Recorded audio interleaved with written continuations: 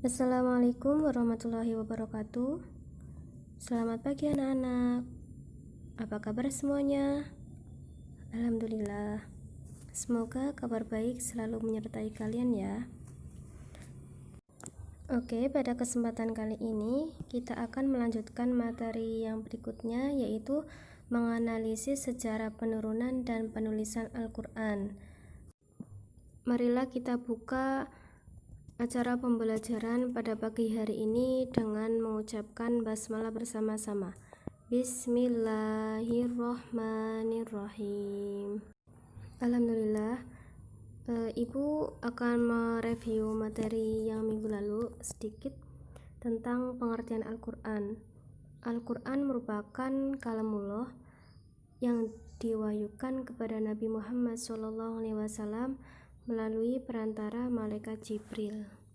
Oke, kita lanjut materi berikutnya, yaitu tentang sejarah penurunan Al-Quran.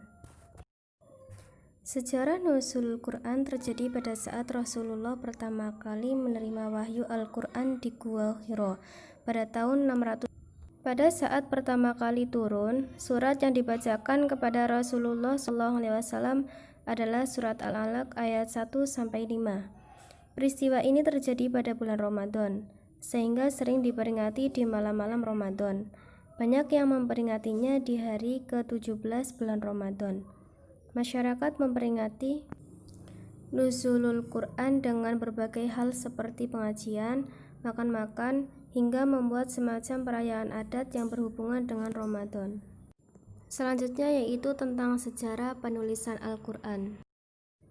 Penulisan ayat-ayat Al-Quran dilakukan serta diselesaikan pada masa Nabi Muhammad SAW yang merupakan seorang Arab. Pertanggungjawaban isi Al-Quran berada pada Allah, sebab kemurnian dan keaslian Al-Quran dijamin oleh Allah. Sementara itu, sebagai ahli tafsir berpendapat bahwa transformasi Al-Quran menjadi teks saat ini tidak diselesaikan pada zaman Nabi Muhammad SAW, melainkan proses penyusunan Al-Quran berlangsung dalam jangka waktu lama, sejak pada masa Khulafaur Rasyidin hingga kekhalifahan Utsman bin Affan. Selanjutnya yaitu penulisan Al-Quran pada masa Nabi Muhammad SAW. Menurut riwayat para ahli tafsir, ketika Nabi Muhammad SAW masih hidup, terdapat beberapa orang yang ditunjuk untuk menulis Al-Quran, yakni Zaid bin Sabit, Ali bin Abi Thalib, Muawiyah bin Abu Sufyan, dan Ubay bin Ka'ab. Sahabat yang lain juga kerap menuliskan wahyu tersebut walau tidak diperintahkan. Media penulisan yang digunakan saat itu berupa pelepah kurma, lempengan batu, daun lontar, kulit atau daun kayu, pelana, potongan tulang belulang binatang.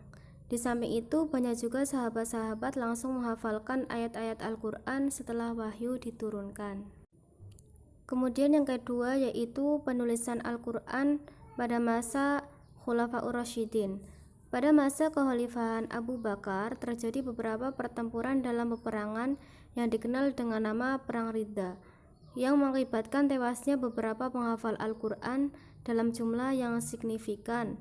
Umar bin Khattab yang saat itu sangat khawatir akan keadaan tersebut, lantas meminta kepada Abu Bakar untuk mengumpulkan seluruh tulisan Al-Quran yang saat itu tersebar di antara para sahabat.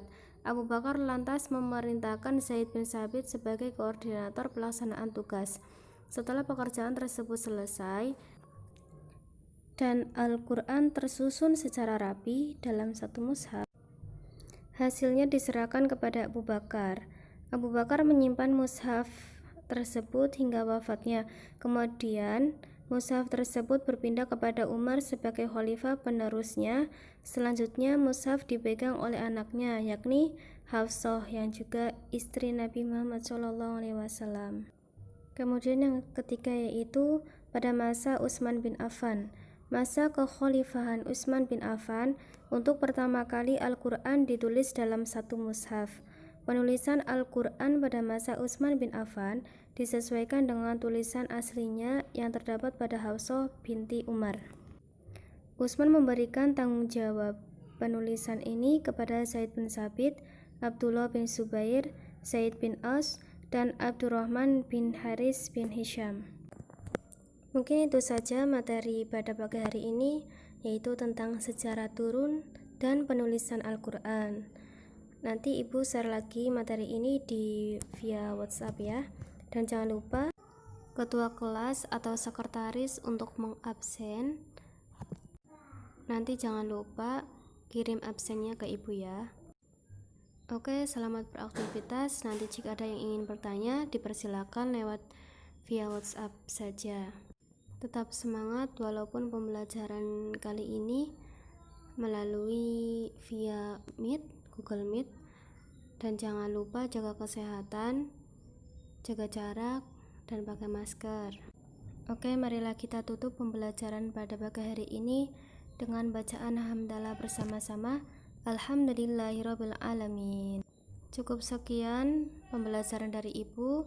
Semoga ilmunya bermanfaat. Wassalamualaikum warahmatullahi wabarakatuh.